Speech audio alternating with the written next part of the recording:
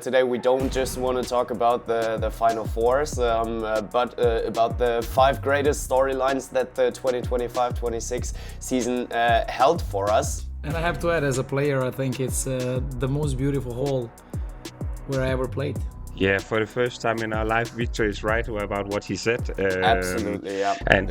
Unfortunately. Ball across to Dylan Nahi, double in flight. Oh, what a start! Ooh, into the net.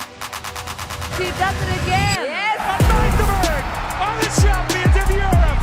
Put something here. What a game! The keeper. What a comeback!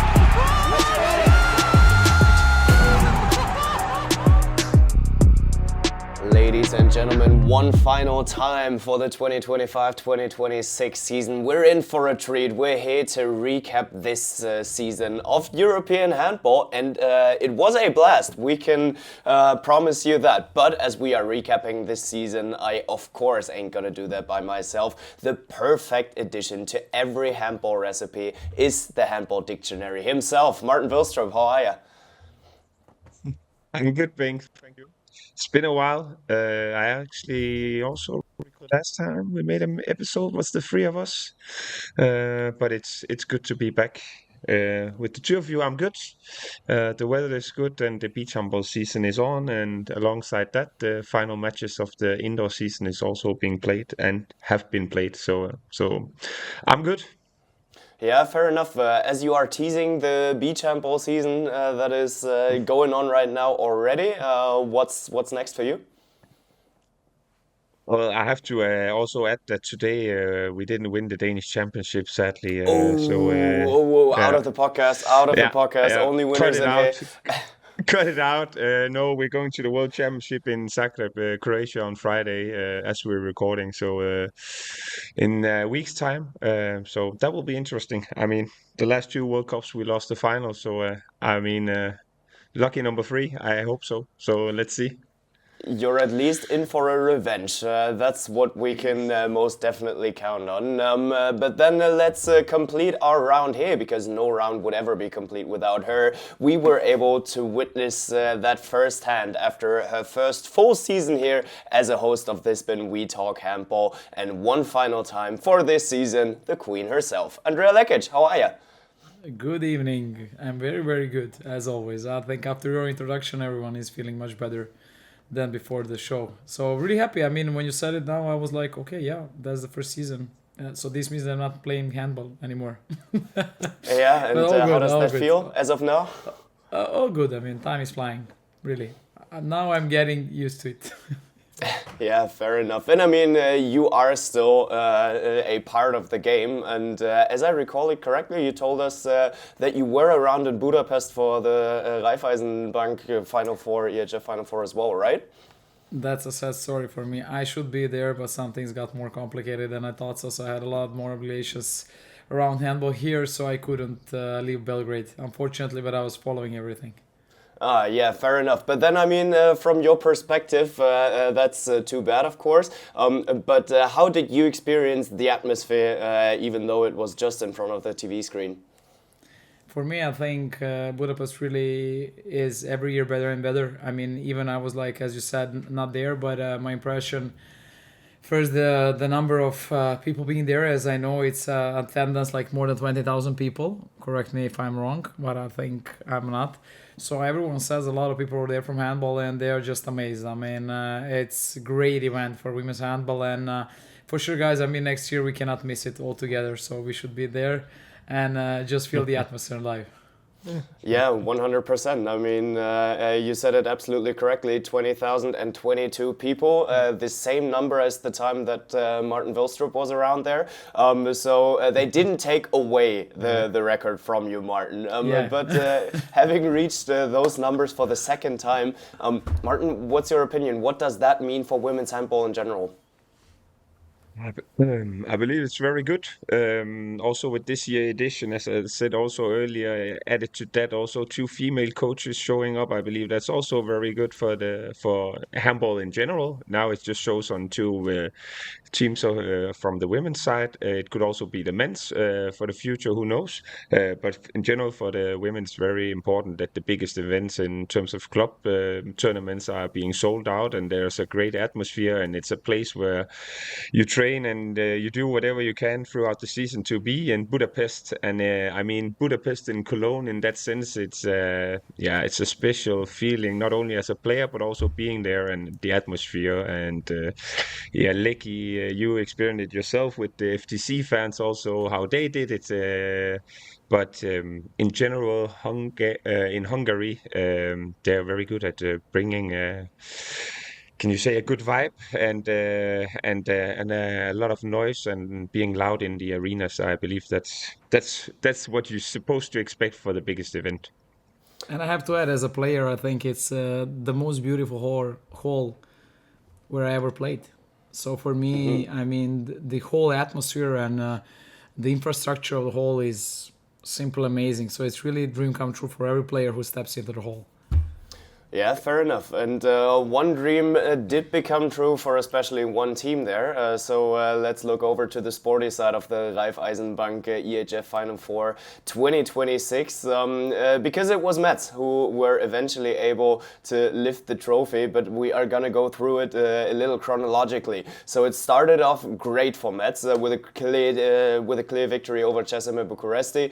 And once they were in front, they never looked back. So they never trailed in that game once again. Andrea, even in that game, did you feel that there was something big rolling up from the French side already? Of course. I mean, I even felt it during the match. I mean, they played a really amazing match. I mean, together with Bunsen, who was spectacular on the goal and who I really love as a goalkeeper. So I really think that she was the missing piece in one way for them. And they all did amazing. Probably they got mature enough after too many losses. No, so it was the first time final for them. And then as they say, you don't play final, you win finals. So this is how I felt that it's a real time for them. And also we had witnessed some amazing thing which we didn't see in the last Final Fours. Talking about Metz, for me they looked much more stable. Also playing finals, they looked much better in the terms of like self-confidence. That was in my eyes, talking superficially, looking from outside and everything. But I know that this team trains really hard. And I know that they invest a lot. And I know Manu and the way how he works, I mean, by the stories of the other girls. So emotionally, I'm happy for them. Because I think it's beautiful to see that someone is showing up constantly there. And then it finally pays off. And it sends a big message indeed to everyone else. It's like, it really happens, but you really need to fail many times also in their cases in order to win it. It's really hard to get there, as Martin said. Everyone works for that, but you're showing up constantly, and 5 times you're not even being close to the finals, let's say like that. Then once you step in and you win it, I mean, that's just amazing fairy tale for Metz in that way. So I think it was a beautiful weekend. And I don't know who predicted. I don't know if it was you, Bengt, who said that Metz is going to win, or correct me if wrong, like last time when we talked. I am just gonna look it back up now. I can't take that one in. So I said Metz was gonna reach the final, but I predicted Jur to everyone take it home. said yeah. So we didn't guess good. Yeah, but I think everyone wanted to see something different indeed, because Jur is so dominant and everybody knows that, So I think it's interesting to see a different wind blowing in women's handball. So this means like they are going to be more eager to come back on the top next year. Talking about Jur. Yeah, Martin, you agree on the impression of a matured Metz throughout the weekend? Yeah, I believe also they gained some experience by the failure they had a couple of times, if you can put it like a failure whenever you're going to a Final Four event. But once you're there, obviously you want to get some medal, and their history in terms of wins, let's put it like that, haven't been that good. Now I'm being sweet towards them. And now they cracked the code, and I believe it also gave them some confidence. And now Metz will be the team for everybody to take the title back from. But I believe they're just a very strong team, and they're very true to how they want to play. And I believe also having Lucy Granier and Valentini coming back, I believe it's two big personalities, and from pregnancy and showing up and being there also meant a lot. And yeah, it was one of those weekends where it also happened that Bunsen showed up in the semifinal, and then some other players were maybe stepping up and that showing a team performance out throughout the weekend. And as you said, yeah, I believe it's a huge step for Metz because everybody was joking, like Esbjerg, when they have been at the Final Four, will they win a match and when will they do it? And now they, yeah, they took the title home. Yeah, they So did. next one is Esbjerg. Yeah, next one is Esbjerg. Yeah, we will see. We will come to Esbjerg in a bit because today we don't just want to talk about the Final Fours, but about the 5 greatest storylines that the 2025-26 season held for us. But let's stick it here with the Raiffeisen Bank EHF Final4 for a second because there was one last step to take for Metz, and that one was Győr. Opposing to Metz, they had a very, very tough, I don't want to say that the semifinal was tough, wasn't tough for Metz, but on the other hand, it was super close for Győr. So they only won it by 1 goal there. Yeah, I personally felt that Győr had a hard time throughout the game. Andrea, how was Brest able to tame the Hungarian force? I mean, they're really every time when they play, Brest is a really tough task for Győr. So, and many times, what is interesting, they're winning by 1. So I think there is a sort of curse. I'm starting to believe in that when they play against each other. That usually Győr out is taking the points with them, and they did the same time as I think. So for me, I mean, that match was kind of special, also and emotional, because we had some players leaving the team, and we have Anna Gross finishing career. So I think it was quite emotional, and probably everyone wanted to see also a French final. That would be also crazy good to witness. But in another point of view, when you see players who are driving forces, and it's Dione, who was really, really good and taking the important balls, important roles, and then Sacco taking some important saves and these kind of things, this is what they do the best. I think they're very stable in the very, very, very hard moments. But this you create throughout the season and throughout the years. I mean, you have to gain some self-confidence. You don't get it so fast. And with them, for sure, they're much more experienced team, even though it was really tough match to win. It was a super tough match, especially if we're looking at the scoreline after like 52 minutes. It was 29-29. Still, the match only ended at 31-30. So what did both defenses do good towards the end of the game, Andrea? I mean, for me, as I told you, what is really hard stopping Győr and what was Brest, let's say, good in one part of the game is to prevent their one-on-one, trying to hold each other and to help each other. But then we had a match that we got a red cards, which significantly impacted the game. I mean, that's my point of view. We had a line player, I don't know who got a red card very fast, I would say it like that. And for me, I mean, not having for Pound the line and then she getting a red card, for me it was a really big minus for them as a team, And I think that maybe was of the most important details of the match for Brest. I mean, personally. And then in the end, we could see, I was expecting, of course, Vihira to solve the matches. Everyone was expecting that one, or just having maybe I would have a little bit more of Anna Gross shooting from outside. But okay, that's the thing as I see it, because I think they were missing an easy goal. They were struggling in some moments, and I could see Anna there impacting the game a little bit different. So I think that's how it looks from outside. But then at the end, I think they had a pretty nice action. And then it was a misunderstanding at the end, the last and final ball with a light player and the hero. So for me, it was really cool to see extra time, to see penalties for all of us. Yeah, but we didn't get it as Győr did what they most of the times are doing, pulling those kind of games. And Martin, what's your impression? What is Brest still missing to eventually be able to pull those kind of games into their direction? Oh, Yeah, I mean, I even believe I said it in the last episode, and now they played against Györ 4 times. They drew once and lost 3 games with 1 goal.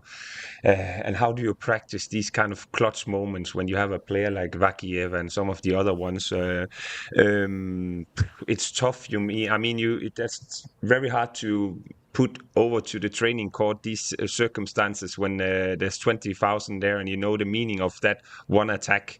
But the experience is one thing, and then also maybe be sure what you want to play and how you want to play it, whatever you decide to, so everybody knows what's coming, because the clear lines in between will obviously help everyone involved, but it's the small details. And I believe also, as Andrea said, when Ondono went out with a red card, it changed a little bit of the game. How Vakieva also attacked, because she's playing a lot with the line player or putting her somewhere on the court where Vakieva can then, develop from there, if you can put it like that.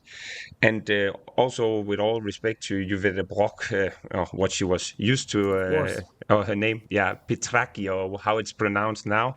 But it changed a little bit. But how to train these kind of clutch moments, it's difficult, I believe the experienced ones are the offense, the ones that you're looking towards. And Vakieva, for me, is the right one to have the ball in the last second. It didn't go well, but the opponent is also there with 6 players that knows and have been there before.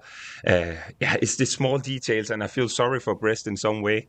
But Györ have for sure been in those moments more than Brest had.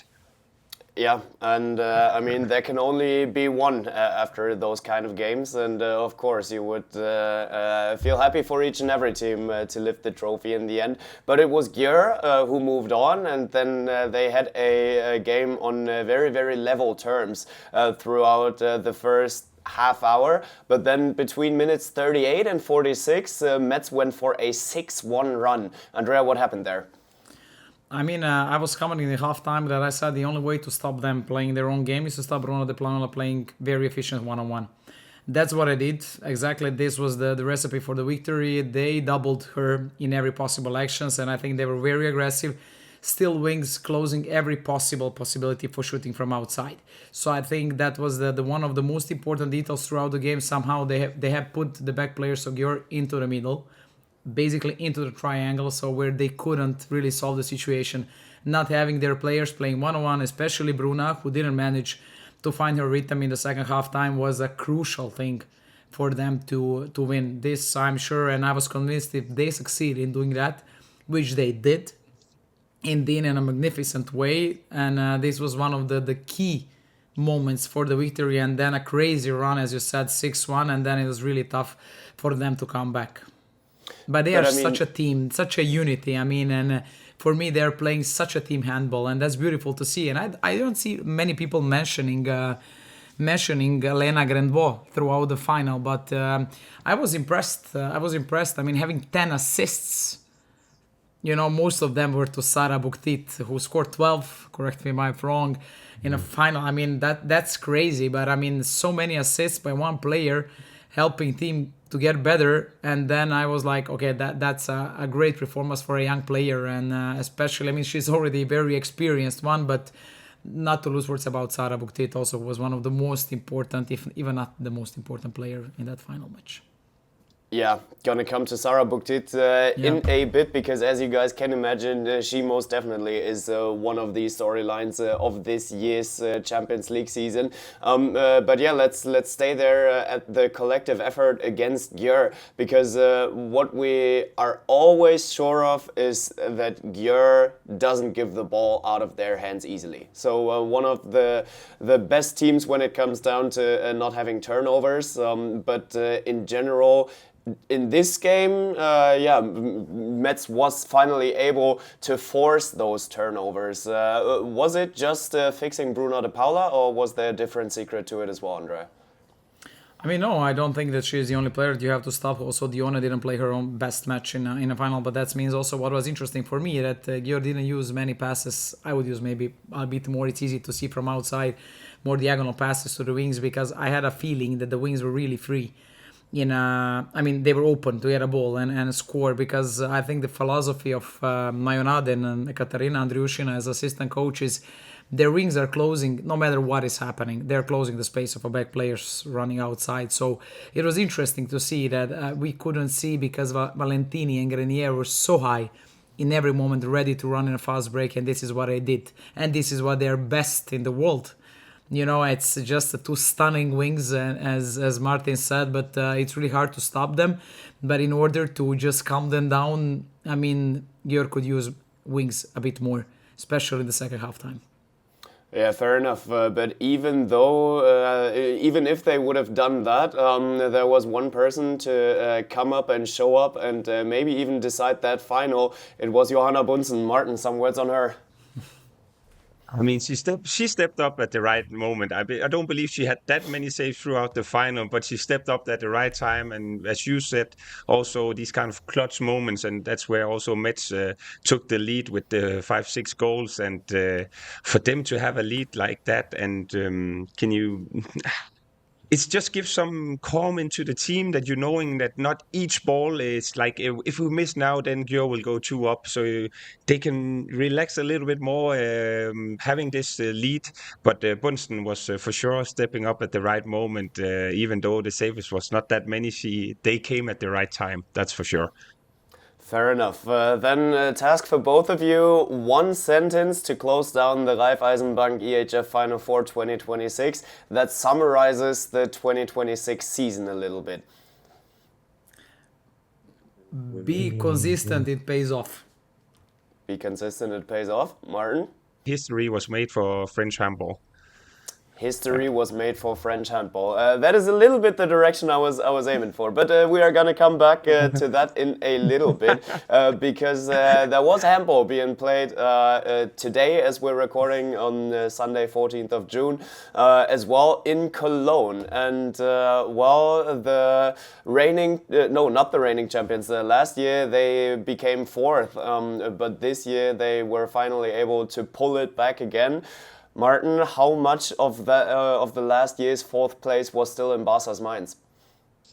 I believe a lot, and also Ortega could feel it a little bit, and also saw it today with the emotions that they had. But being Barcelona and becoming 4th in the tournament, that means the most for them throughout the year, with all respect to the Cup and the League. But they have a history of winning that every year. The Champions League is the overall goal, so there was some pressure on them. And without saying too much, we saw what it meant for the players, also the coach, everybody around it, for them. In that sense, I believe it was actually a release to get it back, even though that we often speak about Barcelona and they are the favorites of to win the Champions League, and they have done so many times before. But this one was maybe a little bit different, also because the top, not only in women's but also men's handball is tight. There are many teams, and so it showed off very well Barcelona themselves this weekend. Yeah, and you predicted that in our preview episode as well, that it's not going to be an easy one for Barca, as we have seen in the semi-final. Coming back to you, saying the top is very, very close. Aalborg, they were able to take it into overtime, but they were 5 goals behind early in the game, trailing by 4 until the 42nd minute. How difficult is the comeback against Barca? And Andrea, how did they manage to do it? Honestly, I didn't expect this from Aalborg, with all my due respect to Danish handball, Martin. We cannot say that. But, I was watching the match, and I have to say that I was impressed, as I know Barcelona was leading like 15-11 in the halftime, something like that. For me, it was looking smooth in some moment, and I think they were having the control throughout the match. But at any moment, I felt like Thomas Anderson was... having in mind that it's time to make things different. It looks like that on the way how he showed his face, and throughout the match I think he was really impressive. But I don't know, I would say that again we have one key factor, and that's Emil Nissan, who usually decides every critical moment in Barcelona when it goes tough. And for me, I think Barcelona did a great job when we came to the extra time, as we could see all that Barcelona is playing really good defense when the teams are playing 7-6 against them. We can see also this today, and that's very specific because it's not easy to train that against the teams that we are talking. So for me, Barcelona played, or of course, we could go to that Aalborg didn't have the right solution, playing 7-on-6, but that was the thing that the coach chose, as I know. And for me, I think it didn't bring some good stuff for them. At the end, like Barcelona played a really nice one. I don't know if Martin would agree, but then they scored easy goals and the match was solved. So it was a kind of risky thing to play against them in that moment, and unfortunately for Aalborg, they didn't succeed. For me, Barcelona is one of the toughest teams to be behind against, because they've been in the situation so many times before they experienced. But Aalborg, I have respect that they tried the 7-versus-6, but they made too many mistakes. And Barcelona, they get 4 goals in empty goals in the extra time, and to concede such easy goals and then struggle, that hurts a lot. And Andrea also said it. I believe Sargussen missed an open shot and another one I cannot remember right now. And yeah, these are the moments, because throughout the game, I actually spoke with a friend of mine, and they said, I feel it's a little bit a shame that Aalborg didn't win because they deserved it. And I was like, that they were only leading one time throughout the game, and it was 2-1. So if Barcelona would have lost, I would have said, maybe they had this... could have complaining about not winning, and then they deserved it as well. So obviously I wanted Aalborg to go far if I had to speak with my Danish heart, but Barcelona showed them off the experience and what we expected. But I mean, you're always smarter after the games, but was the risk correct that Aalborg took in the overtime? I mean, they tried earlier. In that sense, if we have to think about what Simon Dahl on the bench thought, was that one of the key why they also came back? And because Norsten also had a couple of saves in that sense, then they trusted the 7-versus-6. And there are more than one factor to it. You played 60 minutes now. Can you take some tempo out of the game? You succeeded with it earlier. Maybe that's some of the thoughts. Obviously, you need to control the technical mistakes, because otherwise you will it will hurt big time. And was it, I mean, I would still say that if he could repeat it one more time, he probably would have done it when he saw the outcome of it. But I have respect for them at least trying, because Barcelona is adapting very well in the defense. So but it's we cannot tough. forget also, sorry to interrupt you, but we cannot forget that Barcelona they have a very long bench. I mean, the number of rotation what they use throughout the match really keeps them fresh. So I think it's also one of the most important things why Barcelona can really Ortega is just rotating the players. In some moments, I'm just even like, okay, why this player now is coming in when this one was playing well, and then this one comes in. They're like adapting so well on the situation, of the pressure and everything. So it's just amazing using all those young players in some situation. They're not used to that, but they are so ready for everything what it comes. Yeah, and I mean, they did need that freshness on the next day, because Berlin did challenge them, and especially as the game grew older, they needed their depth of the squad. But we're coming there in a bit, because at first we need to have a look at how Berlin actually reached the final. And to sum it up, it was basically Dejan Milosavljev coming in at the right time with the right saves. He's only at 24% of saving rate. In general, it wasn't a goalie's game, but Martin, he proved us what Victor is always telling us about. It's not always about the numbers, but about the timing as well, right? Yeah, for the first time in our life, Victor is right about what he said. Absolutely, yeah. Unfortunately. Yeah, exactly. And we didn't congratulate him here in this show. We didn't congratulate because we are jealous, probably. Exactly. Yeah, super jealous. But they showed them off at the right moments also. But I also, in that sense, maybe a little bit disappointed about the goalkeepers of Magdeburg, Sergej Hernandez and Manic. Probably also expected them to deliver a little bit better. But when you're conceding 40 goals, 19 and 21, something went wrong. It doesn't have to be the goalkeepers. It could also be that the defense didn't help them in correct situations. But I believe there were some where we could have expected a little bit. And then, I just always like when I see Dayan coming up, and I missed a little bit Kung Fu Panda,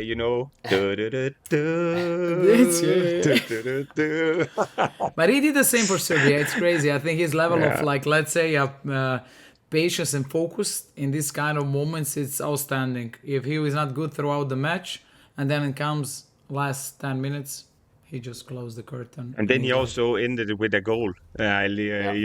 When he scored, I said, 100%. he's gonna celebrate now. 100%. I mean, Gitza was outstanding. Also, Freihoff, he was also outstanding. Anderson was outstanding in this match, by the numbers. Yeah, true that. But I mean, it was a little exemplary for the entire match that he pulled up his performance in the last 10 minutes and then was able to seal the deal as well with his final goal. And yesterday, after the semi-final, he actually said that he never wanted to leave Berlin.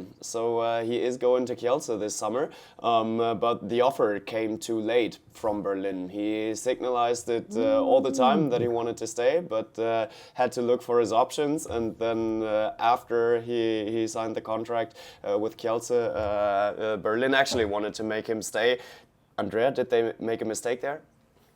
Of course, I think they're very sad about that. We could see the farewell video and the fans reacting then leaving, and I think it's in one way it's a really big message to the top management of the other clubs. And I think you need to think, no matter if the player loves the club and these kind of things, probably we all want to feel the respect in a certain moment of our careers, in a certain moment of time, that we want to feel wanted.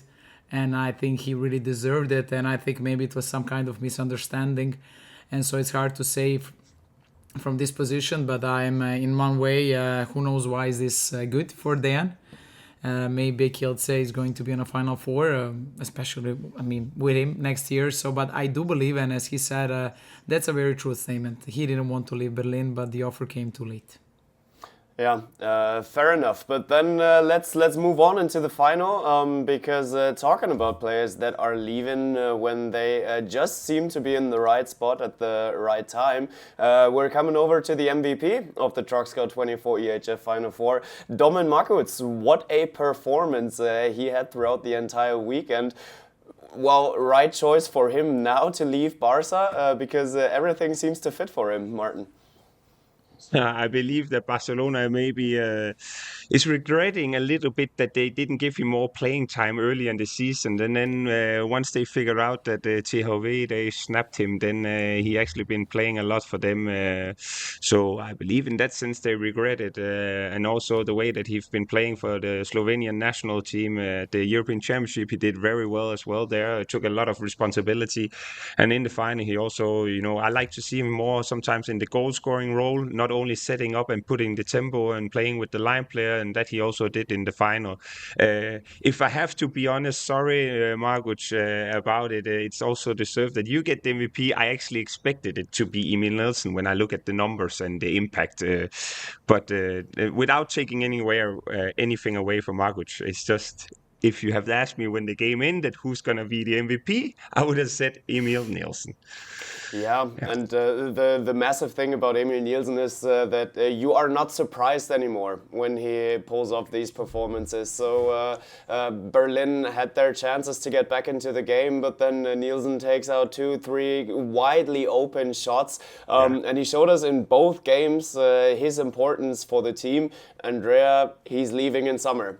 He can probably never be replaced, right? He cannot be replaced. I think he's very special. The way how he looks in his appearance, he's really unique. Still he looks like a kid for me on a goal, standing on a goal in Barcelona. Some energy, like a very young boy energy. And it was super sweet seeing him crying. That was really cute moment. Yeah. And it was, as you said in the beginning, how much this means to them. It was beautiful to see these emotions. So many players already won this one, but it looks very special. A lot of players, are leaving. Some crucial players are leaving Barcelona. So it's, I think also this was very emotional for all of them. The squad is changing a bit for the next year. So for me, Nielsen is one of a kind, and it's really such a joy watching him. I think he's really having fun on the court, as Gitzel also. I can see they're having fun, and for me, that's the most beautiful part when you play handball, to feel the guys smiling and enjoying. and he's very competitive also to interrupt me. I know that because when he was younger and in the Danish league, when I don't know if he was 17 and playing with the senior team where I also played, he was, when we were shooting, we were actually afraid that he would catch that because, he was like that kind of guy. And I said, what? Why are you doing that to the older ones, catching the ball? You're only 17 years old. You come up here to train with us and all the other more established players, and then you're doing this to us, But they just showed throughout the weekend that the goalkeeper with the two highest numbers of saves throughout all the games and all the goalkeepers is Emil with 16 and 14. So he makes a difference. And also, when it was getting close in the end that Berlin had the chances, Emil, safe. Yeah, and I mean, look where catching your balls led him to and where it led you to. So everything done properly by him. Mine was easy. No, Mine were the easy one. I started shooting down, because then he couldn't catch it. It's never shameful. It's never shameful doing that. But as you're saying it with the numbers right now, Martin, a little bit of a trickier question. Would Barca have won the final without him? Oh, no, I'm going to say no, actually. I don't believe so. For him, it's not a tricky question asking about the Danish guy. Fair enough. It's always going to be no. But I mean, replace the best goalkeeper in the world. Isn't he the best goalkeeper in the world? Who's better than him? If you ask me, he's the best. And I believe it's going to be a talk for the next season that him going to Veszprém. I mean, Veszprém is coming to the Final Four. Well, we're not there for hot takes for next year. But title worthy for Veszprém? Just short yes or no? For me, yes. Now. Okay. I need to support my beach handball friend. Yes, for sure. Yeah, absolutely. With everything that red they face have in stock friend. there. Red face friend. It's because Red of the and white. filter. That's the Danish dynamite that we're always Exactly. looking for there. But yeah, I'm red and Andrea white. Unfortunately.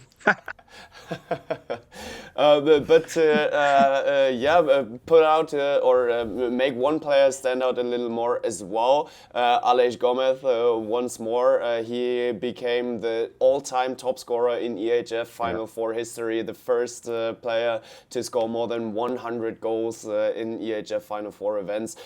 The latest now he earned his spot in the EHF Hall of Fame, doesn't he, Andrea? That's also crazy. I mean, the numbers are crazy, and he is such a player to be so safe with him on the court that he's gonna score, and you don't have to even look on the goal because you're like, he's gonna score, and that's going to be just fine. For me, he's outstanding. And one more name, if I have to put out, would be Blažans. Yeah, he did crazy good. Having men on the bench. I mean, what a man on a bench, not to start with. And then he comes in and he's like, easy peasy. I'm going to just solve it in a few situations. It's crazy good. Yeah, and for him it always impresses me how versatile he is. So usually he's a learned right wing, but that's not the position that he needs to play all the time. But you can throw him in each and every position and he does his job and he does it outstandingly well. I think that would be the first player that I would buy if I would be having a club.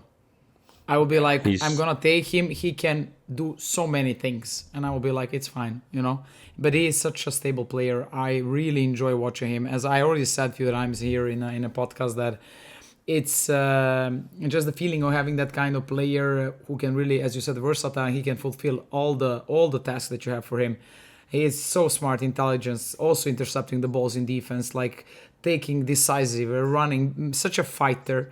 That it was really joy to watch him. And also when we are talking about the crucial moments, I think you also guys saw when Barofet and Tsikusha took the last ball, intercept the ball from Gitzel. I think it was Georgi Tsikusha who was, I think, his first moment on the game. Like I'm not sure if I'm right, but that's such a great thing to do and take this ball when Berlin had the chance to go on -1. Yeah. Yeah, true that. But they didn't, and Barca did what they do best, dominate throughout the rest of the game and keep the distance to Berlin, and rightly crowning themselves as the champions and as the kings of Europe yet again for the 4th time in the last 6 years. So massive congratulations over to Barcelona. And then we want to have a little look back, a little recap of the entire season. Because, yeah, Andrea, you were looking into the direction of having a club and buying a player. And Martin, you wrapped up the women's season with the French dominances. Hey, of course, that leads us over to Sarah Bouktit with the season that she had. The queen finally got crowned. Sarah Bouktit got her Champions League title and the MVP title. That was massively deserved, right, Andrea? She's outstanding. I mean, she's playing her best handball, I would say. This season was a really dream season for her. What is really interesting is the same like the guys who won the Champions League now and leaving the club. She's also leaving Metz with a trophy in her hand, historical trophy for the French team. I mean, I hope that she's really enjoying now and celebrating all day long, all week long. I mean, she was so tough, so dominant, so secure on the line. I mean, she was, as you said, dominating. For sure, the first name of a Final Four. I believe when you see the social media posts from Metz and all the players are wearing sunglasses and the voices, if you can call it voices, there were no voices left, then you know that they celebrated like they deserve to. But also looking at the stats from the final, I believe Györ scored 1 goal from the line. And now I'm just visualizing next season that Bouktit going to Györ and playing for them. That's, yeah, that's one good signing, I would say. Yeah, a quality one. I would say a good choice. Yeah. Yeah, and I mean, for her personally, is the transfer to the biggest club that there is in women's handball coming to the right time?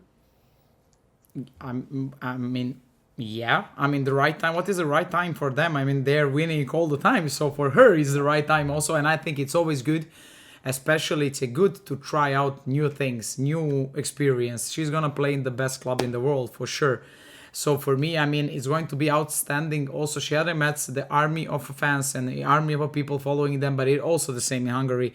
She's gonna enjoy it. I'm sure. I think it's a completely also different to experience a different type of handball. I don't think that they have even similar type of playing system like in Metz. So for me, it's going to be interesting to see her adaptation to their system of playing. And also her as a person going to a different country and not staying in France and playing in the French league, going to Hungary. What will that do as a young woman? And but I believe she will be fine. But it's a step on the court and outside the court. Mm-hmm. But I think what is good for her going to Hungary, I think she can take care a bit more of her body, because I don't think the Hungarian league is not so problematic with traveling, so you can do all the traveling in one day. Okay. So it's really important for a player to get fresh throughout the season. And I think as you are getting older, you need more time to recover. So I mean, playing Wednesday, Wednesday, Saturday. So it's important really for her also. I think she's gonna have a less playing time. She was playing a lot in France, and she's gonna have a less traveling in Hungary for sure. And I think that's also a pretty good thing. Yeah, 100%. And on the other side, she played a massive part in the latest successes of Metz, not only this year, but the past years as well. Now having scored over 100 Champions League goals once again.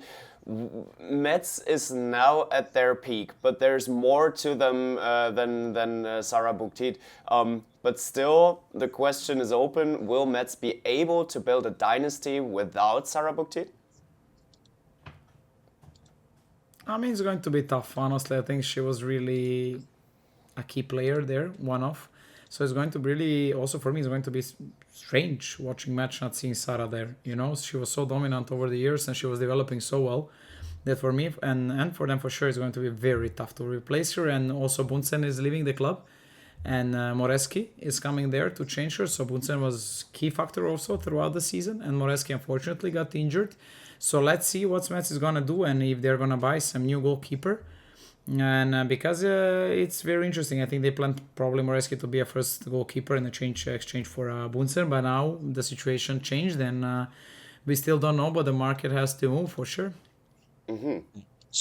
Some players maybe stepping up when others is leaving and taking the responsibility. Maybe it's Agustin or somebody else, and Christina Jørgensen is coming back. Maybe they need to change the way that they were playing around Buktit, and maybe the backcourt players take more responsibility. They have great wings, but obviously it leaves them with a gap, if you can put it like that, on the line player, because MVP of the Champions League Final Four weekend, then it's a big loss. Yeah, and she wasn't just the face of the Metz rise, but she is the face of the French rise as well. I mean, as well for France, there's more to it than just Sarah Buktit. As we're looking over into the European League, which was won by Dijon, Metz winning the Champions League, a bronze medal it was at the Euro. Well, Martin, is France about to dethrone Norway? Can they do it? Oh, when it comes to the national team, I maybe have my doubt, but we've seen earlier that they have been able to compete against Norway because of their physicality and how strong they are in defense with their goalkeepers. And in terms of club handball, there's no doubt that France are ahead of Norway as it is at the moment with Storhammer. And we know the story with Vipers. Sola is there. Molde have been playing some European competitions also. Larvik is trying to rebuild what they were at the earlier 2000s. They're moving in a right direction. I mean, Dijon, what the comeback they made in the European League final, and now Metz winning the Champions League, and also Brest being there, with Brest winning with the league. It's interesting, and they won the bronze medal at World Championship. I have a lot of respect for that, and how they are, in general, just performing in the international tournaments also, because I don't know, is the French league, is it that strong when you're looking? It must be when Dijon and Metz and Brest, I mean, all these kind of teams, but the lower teams in the league, it's tough to always compare, but they are definitely on a roll. Yeah, fair enough. Meant the World Championship there, not the Euro. Sorry for that. Then coming over from one outstanding player over to the next astronomical player that defined this 2025-26 season. And of course, he scored 161 goals. No one was ever remotely close to scoring as many goals in a single season than Matthias Gitzo did. He scored 20 more goals than the previous record from Mikkel Hansen. Andrea, where is the limit for Matthias Gitzo? I'm just afraid of one thing, that we are all getting used to it, that they're just normal. Mm-hmm. And that's completely insane. Like seeing Gitzel not scoring 10, it's already like, how he didn't score 10? For me, we are witnessing something which is really, hard to describe. I think it's an era, and I'm enjoying it. Like in tennis, I enjoying watching Djokovic, for example. Doesn't matter, like one of the most gifted ever. He's simply outstanding. The numbers are crazy. I don't know if there is a limit, but every year he proves us wrong. Even though if we think there is a limit, he is like the limit is just nothing for him. He's a limitless player. So for me, it's such a pure joy watching him and having fun on the court. He's dancing. He is not versatile. I cannot find the word for him. I don't know anymore if there is a place on the court where he cannot score. I don't believe. He still needs to be a goalkeeper for me. And then I would say maybe from there he's not going to be efficient. The guy's crazy. I'm just jealous that he's from Denmark. Otherwise, everything else is fine. It's a good point what you said, that we cannot expect it, because averaging is at around 9 goals per game in the toughest club competition there is in the world, and then outscoring himself all the time. I believe there's no word to really describe how insane it is without shooting penalties. And for me, the most important is the efficiency. He's not missing that many shots, and he has a lot of pressure on his shoulders and makes a lot of assists. So for him to make a mistake today in the finals, like, okay, once in a while you will make some, because if let's put him in 100 situation, he will make the right decision in 98 or 99. It's like people are preparing video to watch and see what he does and how to stop him. And even when you're doing that, and let's have in mind that he also outscored himself in the Bundesliga. And I mean, he's competing with himself. He doesn't have any concurrence on the court. I mean, on the market, he doesn't have no one to come close to him. So it's like also having that kind of mindset that you're constantly improving and there is no one who is really chasing you. You know what I mean? So it's also something to study and to see how he does it. I mean, and really how he prepares for everything what is coming. And like he's getting older, physically more tougher and more exhausting, but that's truth. And he's impressive. Yeah, impressive is the word for him, and he's competing with himself because even in history, no one was able to do what he is doing right now. Still to find the hair in the soup, second Champions League final and second Champions League final loss. Martin, what does that do to him personally? Yeah, I know he's super competitive. So if that leaves him with any kind of motivation, it's just putting fire, extra fire in him, and for him to go for his goal and being motivated. I remember the face I also saw when they lost the final against France at the European Championship, because that was the missing piece, and Champions League is the missing piece for him at the moment. And even though for him it's not a topic, but when you speak about the best players in the world, you expect them to win the Champions League. And I'm pretty confident by time that he will get there. I don't know if it's next year or the year after, but for sure Gitzel, he will just be even more motivated. He hates losing. That's just how he is.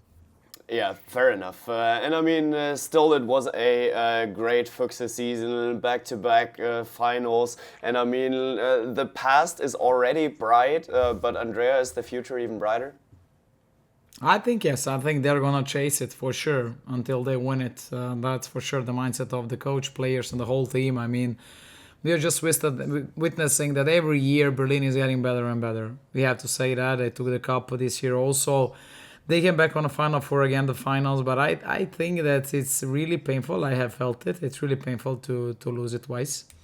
And really leave some marks. And you need time to recover from that one. It doesn't go from one night to another. And but from another point of view, you are constantly hungry and eager to win it. So as Martin said, when you have this in your mind, and I think they have some great signings. So coming to club, so we are gonna see, I think, even more powerful Berlin. But for me, curious part is gonna be how Berlin will go also without Dan. That's going to be interesting to see.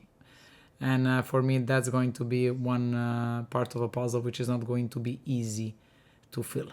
Halika coming in obviously is also an experienced goalkeeper, but for me it's also Lasse Andersson leaving. Lekic, Gitzel and Andersson has been playing together for a couple of years now, and who's going to replace Lasse Andersson? That's my bigger, Langhoff is there, Grøndal, the Benson talks if he's going to be there next season.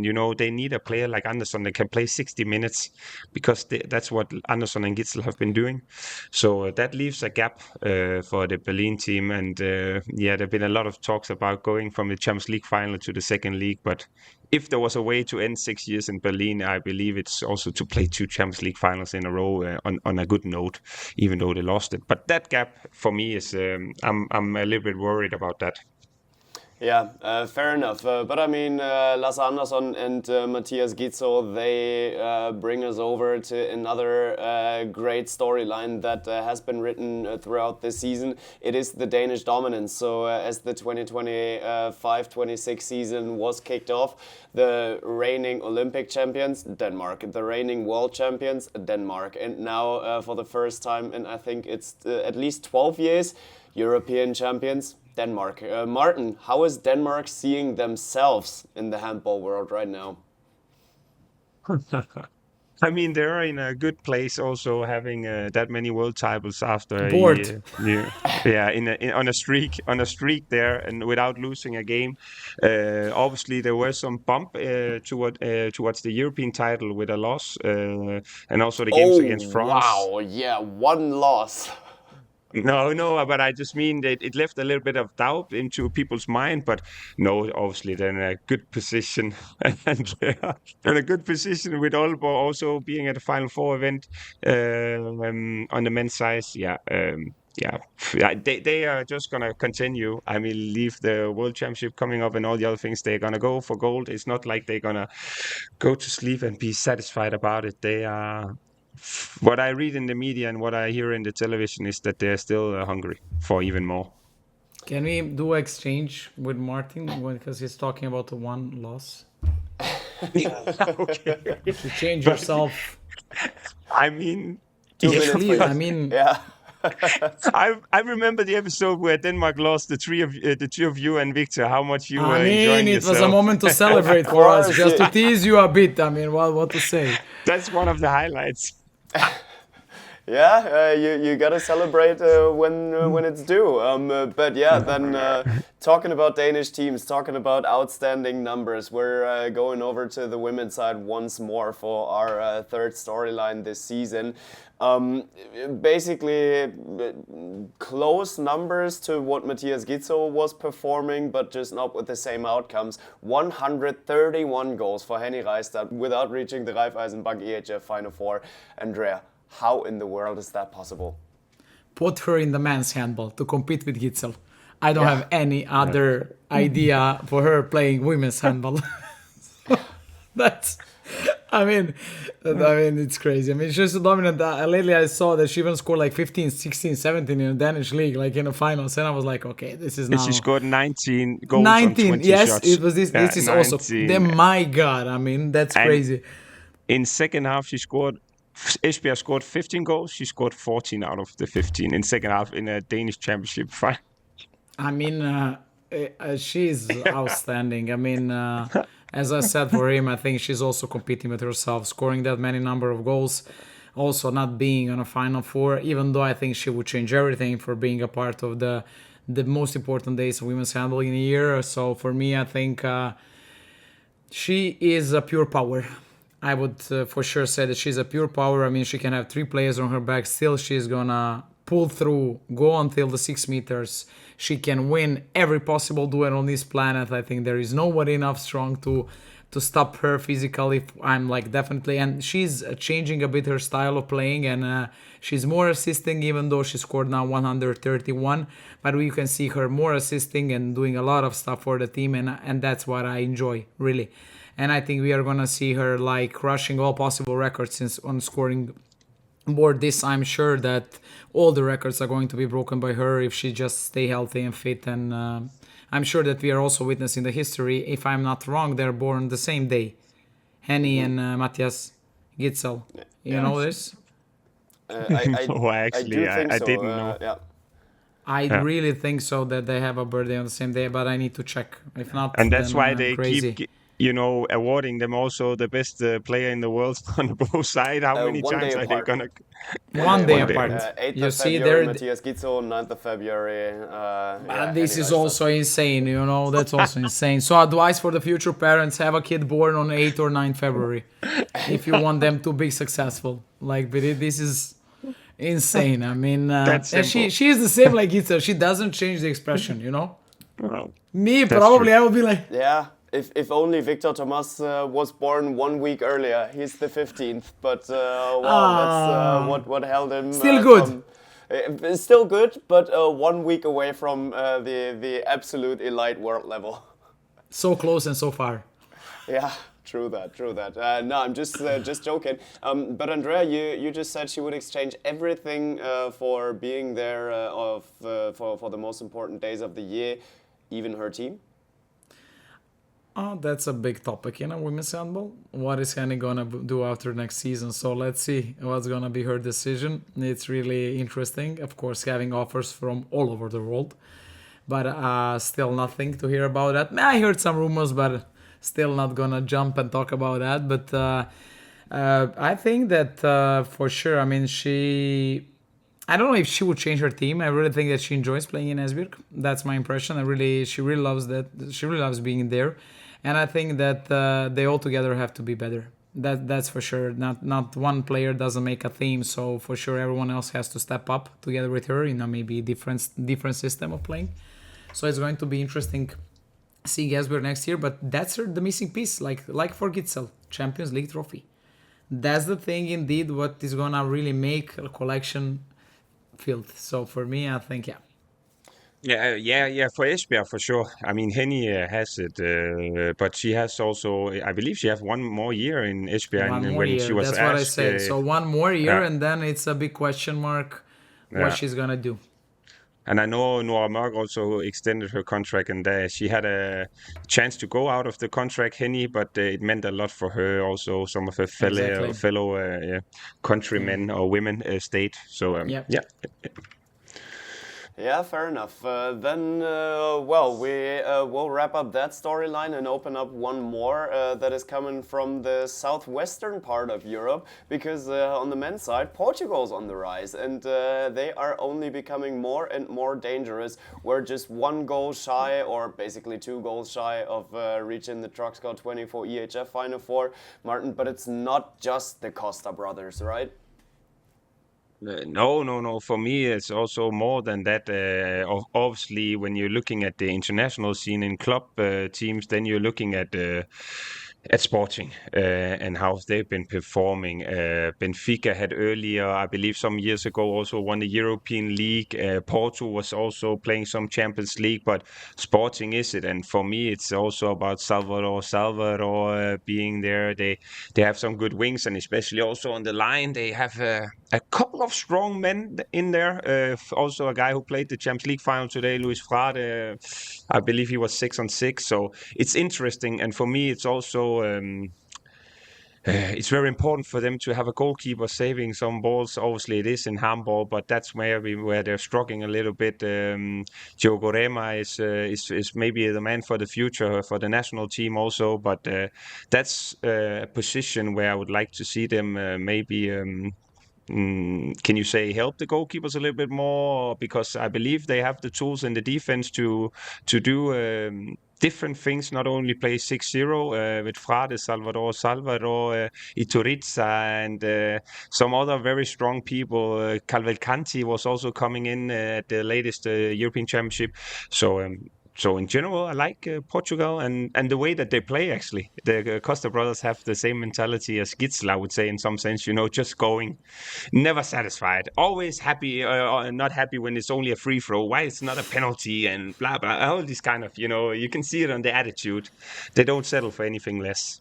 So, yeah. They need to get the last couple of goals and make it to a Final Four. That would be huge for Portuguese handball. Yeah, Andrea, how do you see the development of Portuguese handball? I want to see more women's handball on that side, but also their national team is also developing. So I think that Portugal overall is developing the handball, and I really love it, and I really love seeing different teams on a Final Fours. I mean, we were cheering for Portugal this year, talking about the championship that was played in Denmark, and for me, they're playing one of the most beautiful handball styles that we can witness. Such a lightness in their game, I can say it like this. Everything looks very simple, and for me, what I like is the spirit of the game. I mean, the way how they show their emotions, how they express their team spirit, and they are super cute, if I can say like this, for me. Mm-hmm. Yeah, fair enough. And their fans, we have to say, it will be beautiful seeing their fans on Final Four. I would absolutely love to see that as well. They would have deserved that after all this time. But yeah, we have talked about the impressive numbers of Raiffeisen without actually reaching the EHF Final Four. And then on the other side, Kiko Costa is at 136 goals without going to Cologne. Is he almost or already on Gitzel and Raiffeisen level, Martin? No, for me, he's not. He's been scoring a lot of goals. He has a very good role for Sporting. The responsibility to take a lot of shots. He's been up there also at the European Championship, but he's young. I'm looking forward to if he goes to another club. I know he has a long contract at Sporting. That how will he do? First, I thought he would be a great fit for Barcelona. I don't know any. I'm just name dropping here what I expected after I saw the Mem news, but he's not up there yet. Also because of the titles. For me, the not only personal titles I'm speaking about, but as a team that you're contributing to the team, also winning a lot. But for sure, Costa, the both Costa brothers, they are like also the way they played against Denmark. You know, the way they are tough to deal with. You know, their mentality and but they have many years ahead, so they can do it. But they need to be in a team where they also win titles for me, in order to be up there in a discussion like that. Yeah, we will see. But they are on a good way to become one of the great ones in handball history. But talking about the great ones in handball history, that leads us over to the last storyline that we want and need to talk about today. Because end of the season always means saying goodbye to some players, but this year hurts especially. Katrine Lunde and Anna Groß are saying goodbye. We'll start it here with Anna Groß. Exceptional players, more than 1,000 goals. She deserved this farewell at the very, very biggest stage, Andrea, right? Yeah, it was very emotional to see her. I know Anna personally have played with her some seasons, so I really know the story behind and how much was this important for her, as for every player who is finishing career. And I think we could see a very emotional statement where she was giving some advices to the young girls chasing their dream. And that's very important. And I think that she's a great role model next to everything what she did for handball. I think she really represents a true female role model where many girls and boys can really look up to. And that's a beautiful part of handball. And for me, Anna is my friend, and she was a killer on the court. And for sure, like, I think she was extremely happy. As she said, she was grateful and proud to be there. So I know that she's sad not being in the finals, but still, finishing on the Final Four, it's like a beautiful thing to be. And also being able to show herself off in different leagues and different countries. And I mean, she has so many things behind her. That's insane. And as far as I know, she's also able to speak, I don't know, 200 different languages or something like that. It's unbelievable. It's 6,500 actually. Yeah, okay, 6,500, but she's a very nice person. We also said last time we had a couple of times together here at the show, at the Excellence Awards. She's calm, always in a good mood, and that's contagious when you are like that. So not only a great handball player with an amazing left arm that knows where the goal is, shoots unbelievable hard, and she's a nice person as well from the few experience I had. But I believe everyone would agree with that. Yeah. True that. And from one of the all-time greats coming over to the handball version of Tom Brady, it's Katrine Lunde, the one that actually won everything that there is out there multiple times. Andrea, what will the handball world miss the most with Katrine Lunde stepping off the big stage? The first thought that I had when you asked Martin about the Norway and the dominance about like their handball and national team, I was thinking, is Norway going to be that dominant? Not having Katrine Lunde on the goal. That's going to be very interesting. So I do think that this says a lot. As I said, privilege and honor playing with her, and it's one of a kind. It's the best of all times. I mean, for me, even though I know that she won everything, she's such a humble and normal person next to everything what she did. I think Martin would be flying around if he had won everything like she did.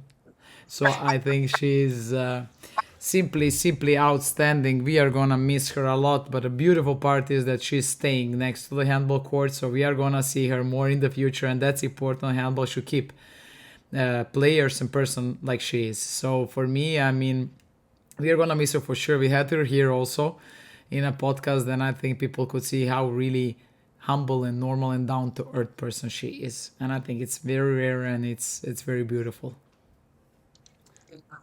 I believe Leganger was there, and then Lunde was there, and maybe Solberg will be there. I know Lunde. There's no words for me to describe how unbelievable. Luckily, we in Denmark was able to have her here for, I believe, 8 years with Aalborg, Viborg, and Odense. But there's no word to describe her. I mean, she's out of this world, and she won the titles, so she is the GOAT. But I have to say, we had this campaign what we did, like photo shooting for her playground organized with EHF, and then she brought all her medals, and then she said, no, I mean, I could bring more, but like it will be too heavy. And then there is this famous picture, her holding medals. I mean, I got cramps really helping her holding this medal. So I think this says all. If you don't know who is Katrine, I mean, just look at a picture, and I think it says it all. She had to check in a couple of bags just to get with her. You know that she said she needed to open the luggage, because it was a hand luggage, she needed to carry it, and then of course on the airport people were like a metal? What is happening? Like, what are you carrying? I don't know. Why are you having 100 kilo of metal in your handbag? You're only allowed to have 8. What is going on?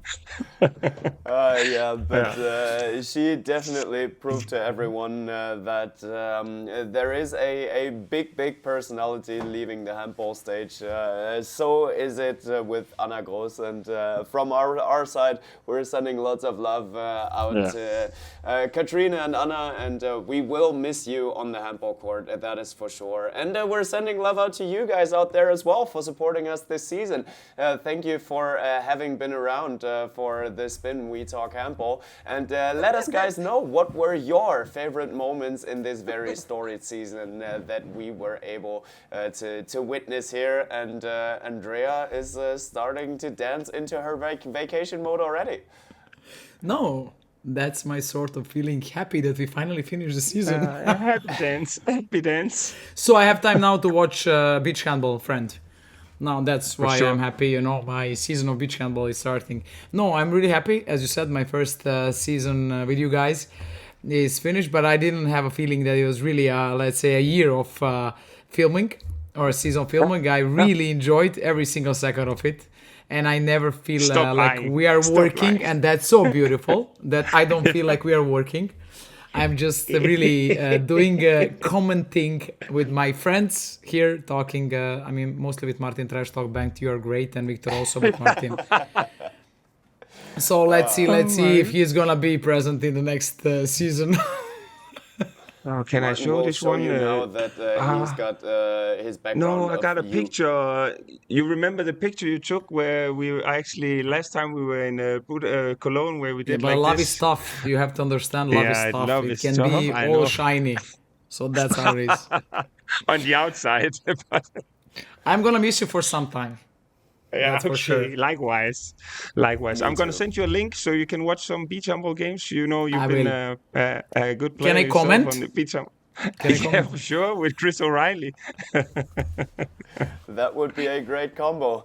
All right, then we're ending the season on a high and on a laugh here. Thanks everybody for having been around, and be sure that we will hear each other again the next time when it will be time to talk handball again, everybody. Ball across to Dylan Nahi, double in flight. Oh, what a start! Into the net. She does it again.